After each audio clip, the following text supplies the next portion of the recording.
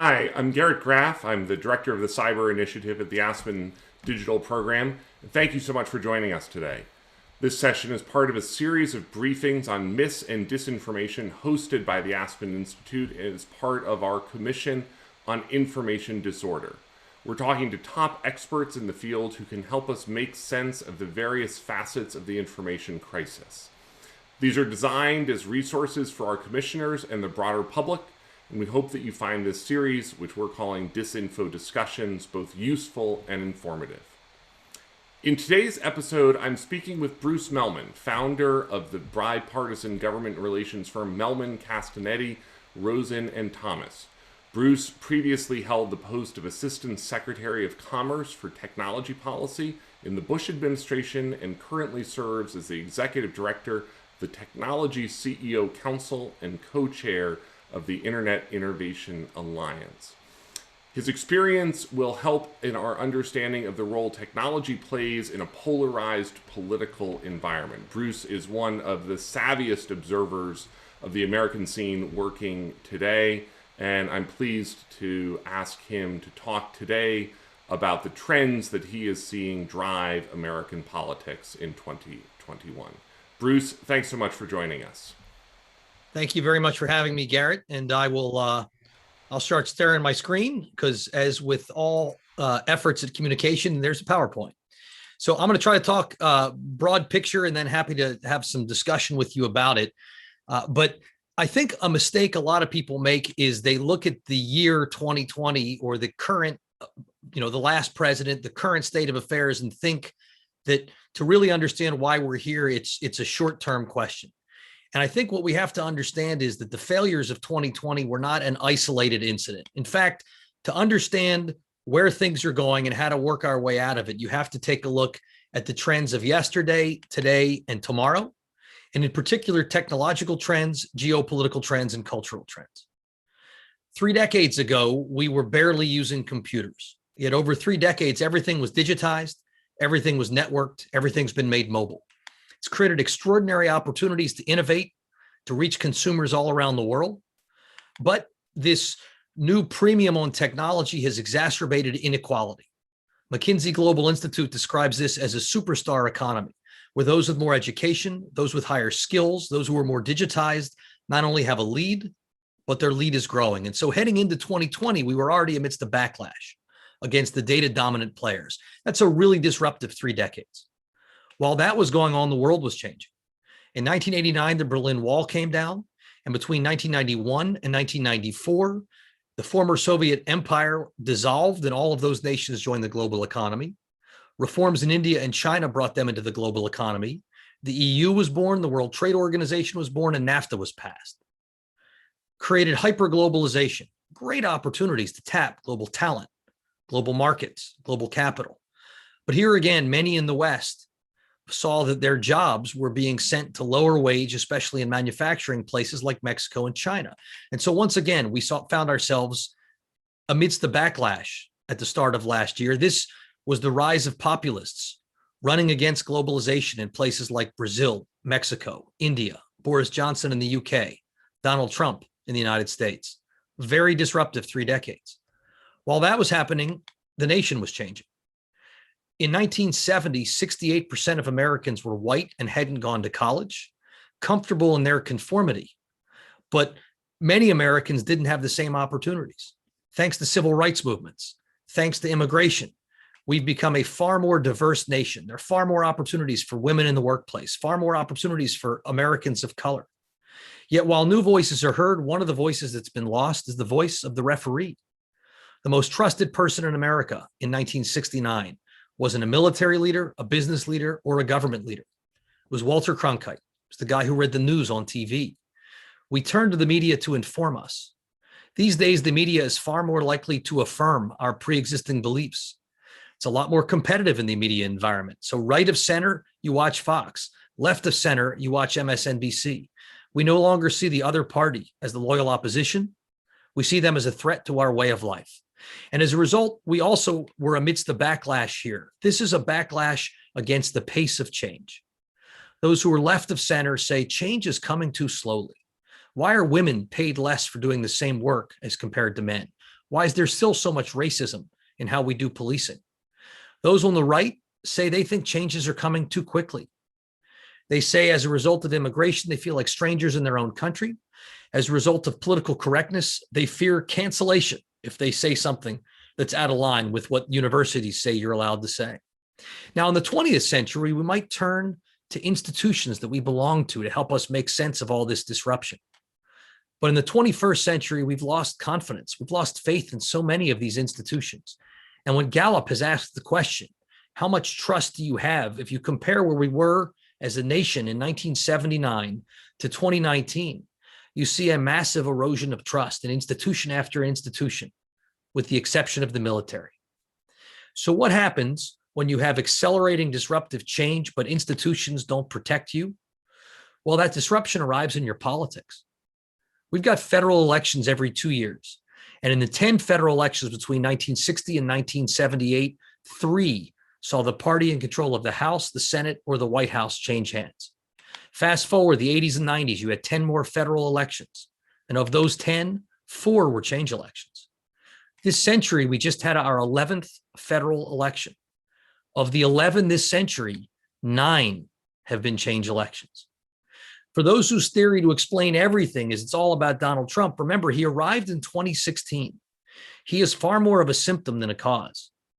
And my belief of what's driving populists around the world, what's driving voters to seek change, is the sense that the policies and the institutions and the parties of last century aren't protecting them against the realities of this century. They feel fragile. So where are we today? And again, I'll talk technology, geopolitics, and culture. Technologically, one of the easy observations, especially over the last year, is that the digitized are thriving. When you take a look, the largest market cap car company, larger than all the others combined, is Tesla. Zoom is now a verb. Look at how they did in the stock market in 2020, and you see extraordinary gains as these digitized companies help the whole world continue to keep the economy going. Contrast those companies, for example, with the S&P 500, all the companies that aren't part of the IT sector, they were only up 8%. By contrast, the undigitized, the eds, the meds, the feds, they failed. Zoom was phenomenal in helping kids still learn something, but we've got so far to go to make those platforms more valuable. Telehealth is one of the great success stories of 2020, but not at the start. We had a lot of policy barriers in the way. We had insufficient failure to plan. Government, their big innovation last year is proxy voting, literally phoning it in was their big innovation. And we've got between 21 and 42 million Americans who lack broadband access. Geopolitically, it's the battle between, are we going to go towards a multilateral, we're in this together, or are we going to go towards nationalism? At the moment, nationalism is winning. Take a look at vaccines. President Biden just today announced that America is going to give away more than just our supply of AstraZeneca.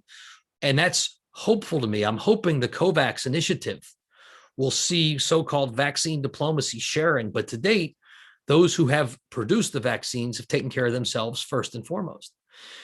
Are we going to continue to find multilateral trade, expanding trade and expanding markets? Or are we going to have buy American, buy French, buy German, buy EU? And I think at the moment, the latter seems more likely. On data, the Europeans talk about the need for data sovereignty. We're seeing the likely rise of the so-called splinter net as the US has different regulations than the EU, than China, than India. In areas such as cyber, it should be clear we need a global collaboration. And yet, the US is both the most capable offensively, where we can exploit cyber to achieve geopolitical ends without actually having to have kinetic warfare. But we're also the most exposed. So when ransomware hits our pipeline, we have gas station lines. Finally, on climate, climate's only really going to get solved if we have cooperation, but we're already seeing, especially the United States and China, lining up to be competitors on EVs, on batteries, on the underlying technology. Culturally, we should be all in this together. We're not. Take a look at the last 3 recessions. In the last 3 recessions, the highest earning 25% and the lowest earning 25% saw their incomes tightly bunched. This recession, so-called K-shaped, where the highest earning have done fine, they're working from home. Lowest earning are struggling. We're debating about statues. The real social injustice is that Americans of color are more likely to have pre-existing conditions that make COVID worse. They're less likely to live near COVID testing centers. They're more likely to catch it. They're more likely to die from it. And rather than agreeing on at least the science, we have a new entry in the culture war with 81 million Americans wearing masks, astounded at the ignorance of those in MAGA hats, and 74 million Americans wearing MAGA hats, astounded at the arrogance of those in masks who think everybody can just choose to work from home. What we found is heading into the election and coming out of the election, there's a lack of trust. 81% of Republicans told pollsters they think the Democratic Party was taken over by socialists, and 78% of the Democrats say they believe the Republican Party has been taken over by racists. This leads to our not believing elections. Obviously, it's prominently written about that 2/3 of Republicans don't believe Joe Biden legitimately won.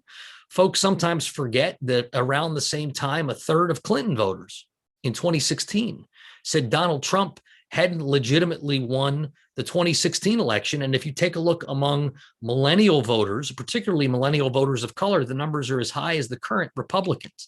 That is not healthy. Our biggest challenge as a nation right now isn't COVID.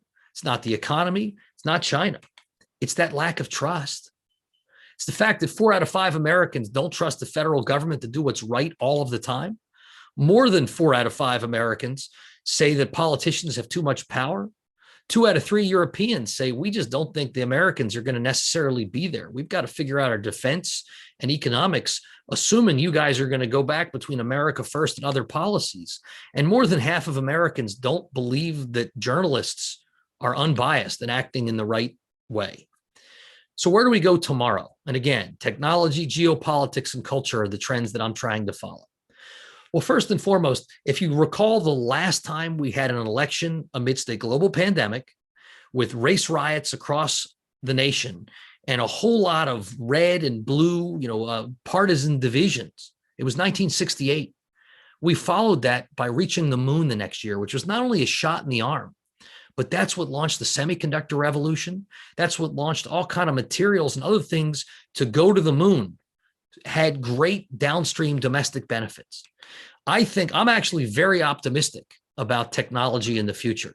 I think one of the great lessons of 2020 that we'll read about decades from now, maybe you'll write about it, Garrett, is the degree to which innovation has accelerated, investments have made us more productive. We're going to live longer. Things like wearables are unbelievably valuable. People are more empowered. Yet at the same time, the advance of technology, unless and until we figure out the rules, will continue to raise questions about whether we're protecting our consumers and things such as privacy, whether inequality is getting worse, which it could if we can't figure out the other attendant policies, whether institutions see an erosion of trust. We're having to ask ourselves, are we finding new gatekeepers, such as alternative financial models as opposed to, say, banks or the central bank, or no gatekeepers, such as Bitcoin? And what will that mean for our ability to have trust, particularly in information? Geopolitically, we are back to a world of great power rivalries that creates all kinds of challenges. At the same time, in a lot of ways, the effort to have Chimerica, it wasn't working on both sides. It certainly wasn't working for a lot of Americans and a lot of American businesses. But while I'm worried about the future of multilateralism, I'm also hopeful. It's time to reimagine multilateralism. It's time to re-architect it. The UN Security Council is based on a world war that ended 76 years ago. NATO is based on a Cold War that ended 30 years ago. These institutions need to figure out how can they be part of the answer on climate or on cyber or on data. We will see a slowdown in that hyper-globalization, but maybe that creates opportunities for greater nation building here at home. And while it's true that Adam Smith and David Ricardo, they weren't wrong, you're going to still have economics of trade and comparative advantage be true. When you have new technologies, you don't need to export the technology for manufacturing and re-import the products if you can 3D print them at the neighborhood Kinkos. The incentives that we're seeing put forward are going to change the economics of trade. Culturally, that hyperactivism, it's turned into marching, it's turned into protesting, it's turned into voting. The election of 2020 saw the highest voter turnout since the year 1900. And for those who say, yeah, that's only because we made it easier to vote. And by the way, it was a free, fair, and corruption-free election. The high turnout was married with high security and almost no incidents of fraud. That's great. But the midterms of 2018 saw the highest turnout in 104 years. There was no pandemic. They didn't change the rules to make it easier to vote by mail back then.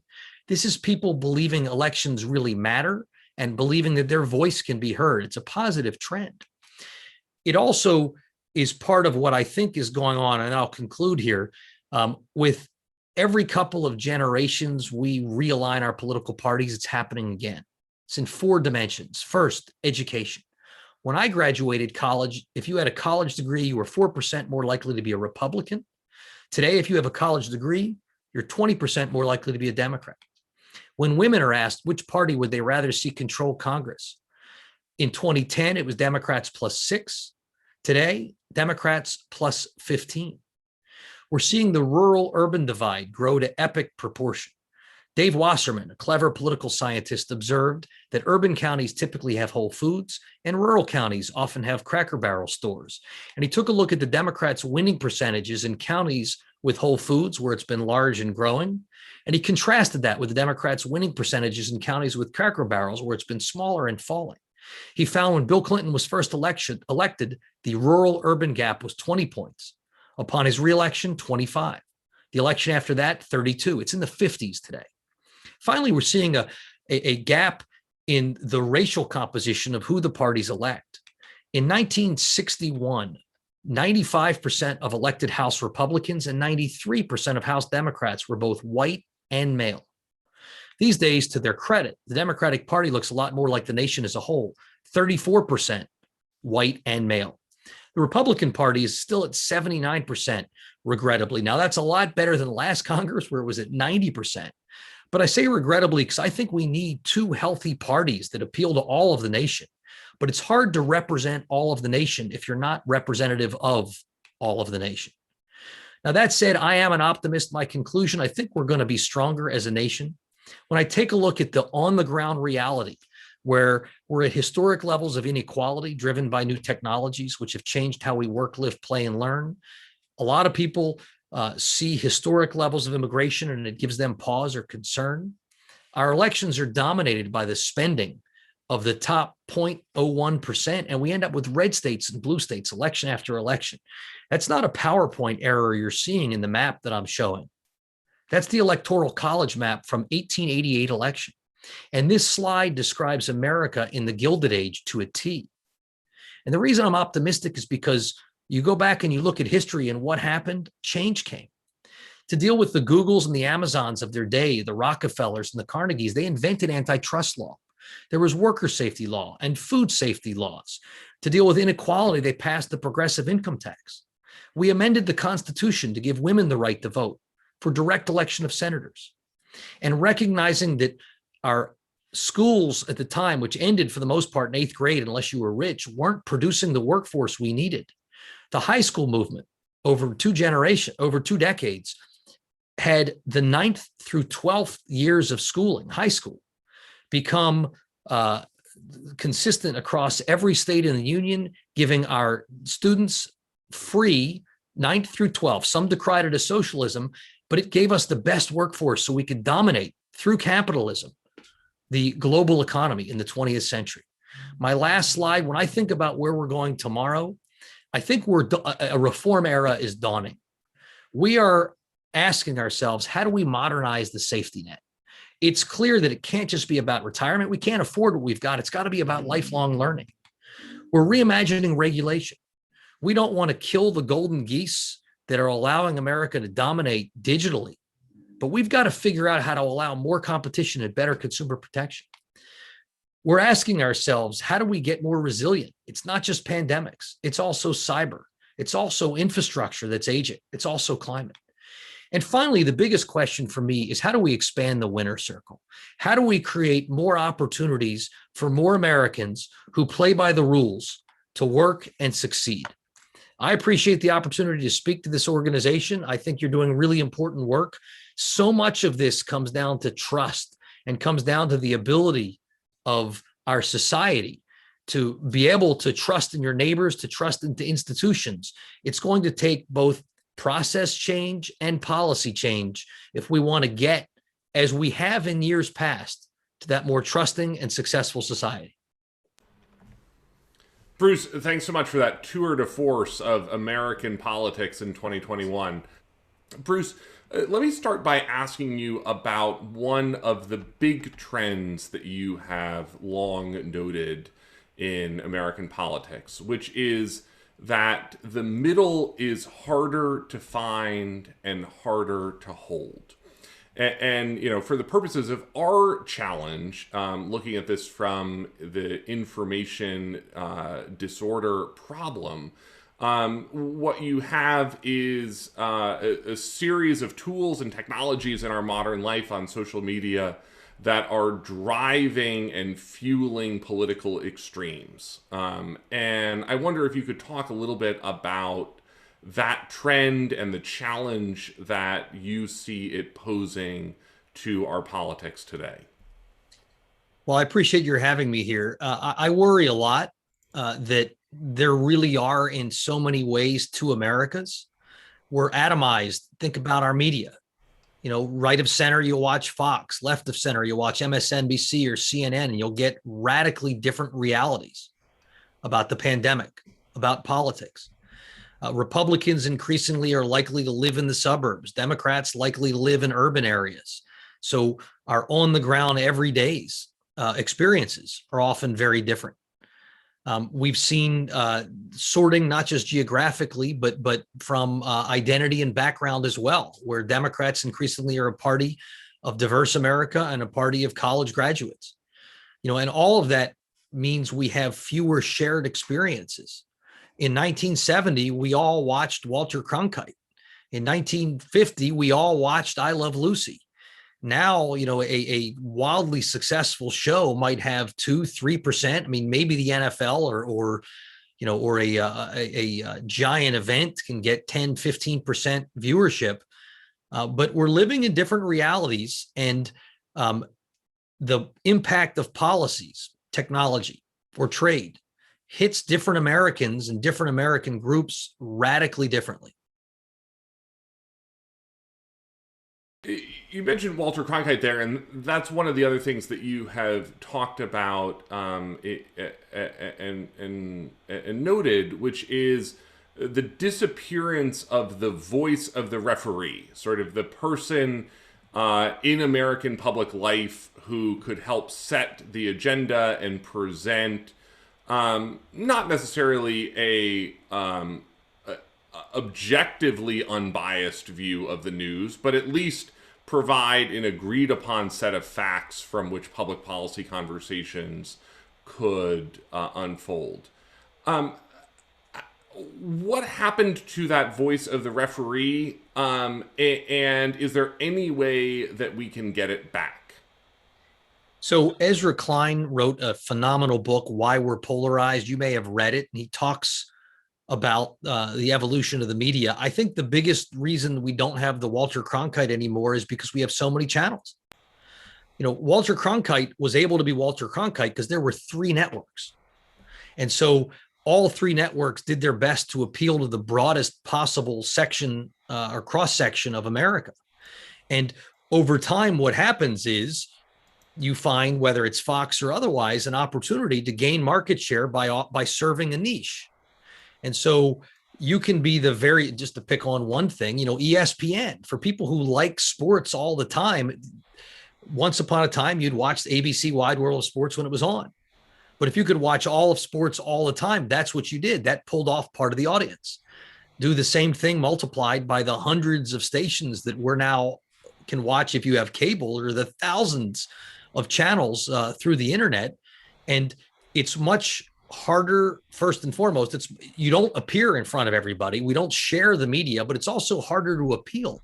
And it's human nature to want to go to the media channel that affirms what you already believe versus the kind of the genuinely fair, balanced, kind of oatmeal-y middle of the road that doesn't want to offend the left and doesn't want to offend the right. A lot of people, if you want to get your politics at night, you generally want somebody that that you can cheer for and you could say, yeah, as opposed to, huh.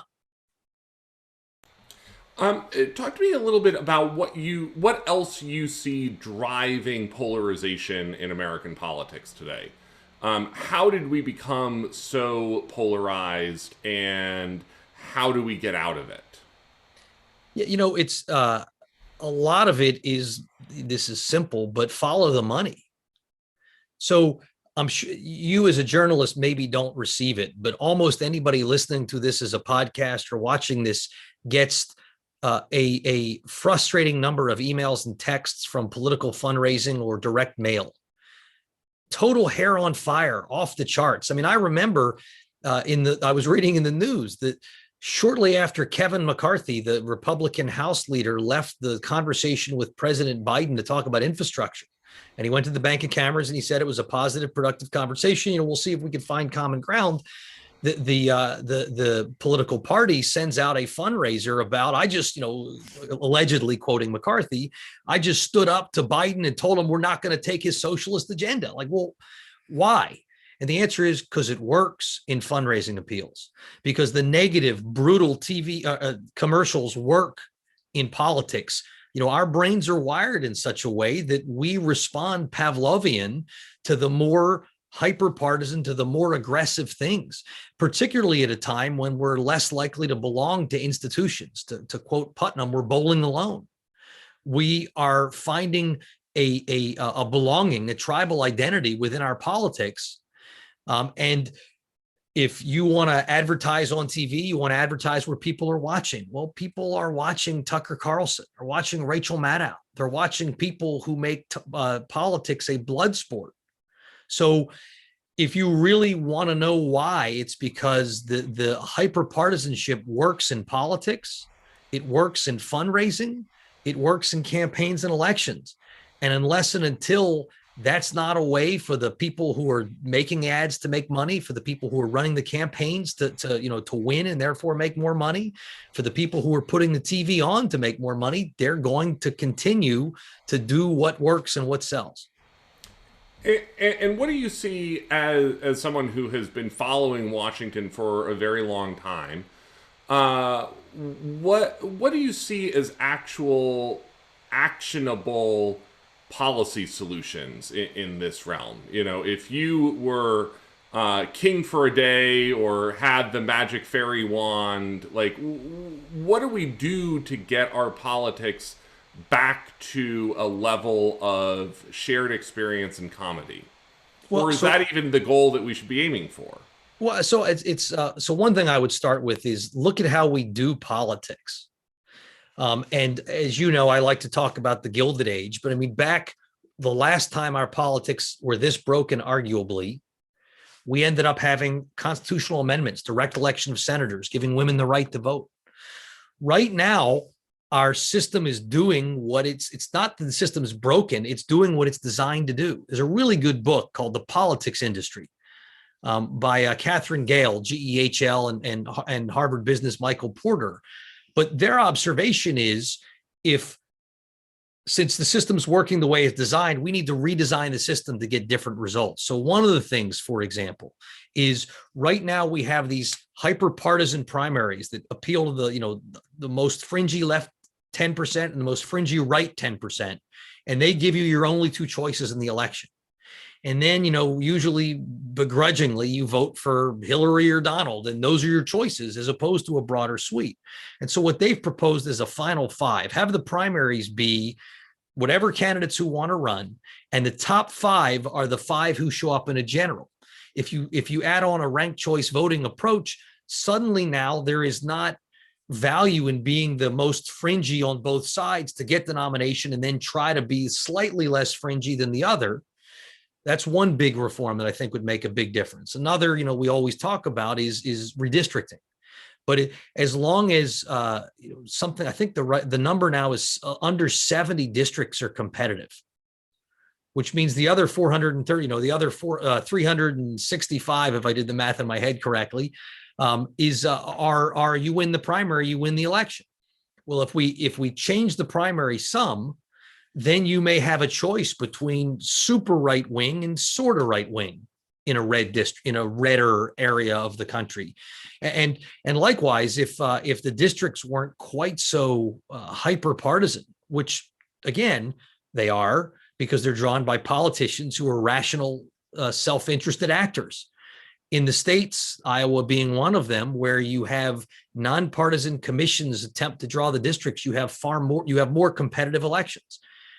That'd be another sort of reform. I do think that the systemic reforms we could do would meaningfully help change the incentives for how people sought to appeal, and that alone would have a very big impact. Our slice of this for the Commission on Information Disorder is very tightly focused on the disinformation and misinformation flowing through American politics, American commerce, American daily life. And one of the things that you have noted is that Donald Trump is really the symptom of a broader challenge and not the disease himself, if I can sort of oversimplify part of your arguments. Talk to me a little bit about how you saw basically what Donald Trump represents to the Republican voter today and how he has held on to the power that he has even after leaving office. Yeah, and there's been a lot written. Ron Brownstein strikes me as somebody who's written so well about a lot of this. Ross Douthat is another one. David Brooks is another one. I think it's a couple of things. For some Republicans, it was as much as an attitude. So a lot of folks would take a look at sort of the Washington establishment, Republicans or Democrats, and they would say, the establishment agrees we need to bail out the banks after the recession.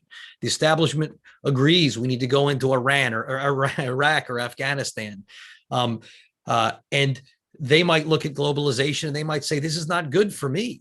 And you saw this. I mean, Bernie voters are of a similar, probably Perot origin strain, where they're probably a lot more progressive on a lot of social issues, but on trade, they don't disagree so much with America First. Others take a look at the knowledge economy and they feel like that's leaving them behind. That's the East Coast and the West Coast, and it's the flyover states are getting screwed. Other Trump voters feels like there's too much political correctness, and they feel like there's an elitist condescension from the media, from universities, from the smart in quotes people in Washington towards them and their way of life. And still others are worried that they look not at Joe Biden necessarily, but they look at the left wing of the left wing. And you saw in the Democratic primaries, there were conversations of, should we decriminalize the border? Should we defund the police? Should we make college free? And there were some who were worried that even though Joe Biden talks like a more moderate thinker, the left wing of the left wing is, in the case of Bernie Sanders, actually socialist. And that's the party to which he belongs. And even if they don't like Donald Trump's tweets, even if they think that, there are a lot of own goals in the ways he says unnecessarily divisive or offensive things, they felt the choice was between socialism and capitalism. So I think it's a mistake to think that there is a Trump voter. I think there is a range between those who like that he's fighting what they perceive as an elitist establishment, to others who don't like a whole lot of what he says or how he says it, but believe that the Republican Party presents the choice as contrasted to a far more progressive than under President Obama Democratic Party. Bruce, I want to ask you two more questions. One sort of first focused on tech policy and how you have seen the relationship between Washington and Silicon Valley evolve over the last decade. I'm struck, and this is actually where you and I first met in 2006, talking about how clueless politicians are about tech and tech trends. That not much has actually changed in the intervening 15 years, and that Washington still seems to be somewhat befuddled by what is going on in Silicon Valley, what these big tech companies are really up to. Do you think that the federal government can play a meaningful role in tech regulation? And if so, where do you see that coming from, and what does that look like? So first, you're right. Especially if you go back 15 years, Washington was quite clueless about tech. I actually think they've come a long way. If you contrast the famous Zuckerberg hearing where Orrin Hatch, former senator, asked how they make money, and it's like, well, the same way over-the-air television makes money, Senator, with advertising. The recent hearings on antitrust, on disinformation, have demonstrated far more digitally aware members of Congress and staff. They're still not at the bleeding edge by any stretch. At the same time, I think there is as much lack of awareness and self-awareness in the Valley. I mean, you continue to see overwhelming arrogance from the tech sector. These are people, these are my clients, these are my friends, these are people I know and I like, but they seem to think that, somehow their externalities don't stink, when the history of the world is when you gain overwhelming economic and social and cultural power. If you're not the government's going to come regulate you, and your ability to decide who gets to, speak or not speak, or who, what information should be blocked or shouldn't be blocked. At the end of the day, in a democracy, is something that people think should be decided by the people. It's a challenge when Washington is as screwed up and broken as it is. But at the same time, I think regulation is coming. It's coming in competition policy, which is anti-monopoly stuff. It's definitely coming in consumer protection around content moderation, around privacy, for example, around a digital addiction. It's certainly coming in national security areas, as we worry in particular about China, but also about hacking and about vulnerabilities. And I see it coming in the fourth area with respect to what you might call the social compact, taxes, gig work. I think personally, technology has more to offer, more solutions than problems. I mean, one thing that you guys ought to take a look at in your commission is something called NewsGuard, which is, I don't know if you know it, but it's been launched by former journal publisher Gordon Krovitz and former American Lawyer founder. You're shaking your head, so you know who those guys are. That's a great solution that I could see becoming a feature where I maybe I want to say on Facebook or on Twitter, just don't throw up things that have been put out by, regular fonts of disinformation. That would be a great way. In the same way I try to use Consumer Reports to not buy a dishwasher that's, that spontaneously combusts. I'd love to find a simple screening tool to just stop me from potentially credulously reading things that aren't, I can't tell on their face if it's true or not true. But if it's a news outlet that consistently fails to separate truth and untruth, what's the idea of more information is an unsatisfying and insufficient tool? NewsGuard could protect me. And I want to close out with on that same theme. Thank you so much for sharing your thoughts with us today. What advice would you have for the commissioners about areas of solutions and policies that you think could make a difference in rebuilding trust in institutions in America, which seems like a vital part of this problem, depolarizing our politics, which you've already talked a little bit about, or helping Silicon Valley and Washington work better together? I think they fall into three categories. And I hit some of this in the presentation that is probably linked into this. First and foremost, we got to bring institutions and policies into the same century as reality. So many of our institutions and our policies are 20th century. To think of safety nets, for example, and we're living in, the arguably third decade of the 21st century, and so we're not protecting most people. It's not really a meritocracy. There really are a narrowing winner's circle as a result of how technology, of how globalization. It's awesome for those of us who are in it, but a lot of people are being left behind. That's the people, whether it's Bernie Sanders or Donald Trump. They're voting for populists. They're voting for change. They're voting for disruptors because they feel disrupted. So unless and until we get the big societal policy stuff right, all the rest of this is secondary. Number two, as we talked about in one of the Q's and A's, it's the how we do our elections, from our primaries to our gerrymanders. For example, the system, the problem isn't the system is broken. The problem is the system is working, and we've got to fix the system. The third thing puts a little bit of responsibility on us, whether as business leaders or as citizens.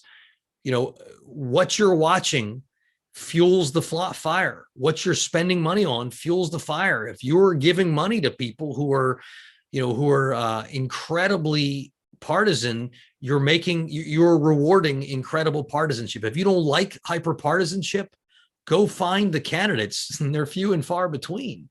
But like the No Labels group is trying to say, who's actually trying to work in the middle? Let's fund those guys, as opposed to who's seemingly ran for office to just go on TV and to blow things up. And let's stop funding those folks. So look in the mirror.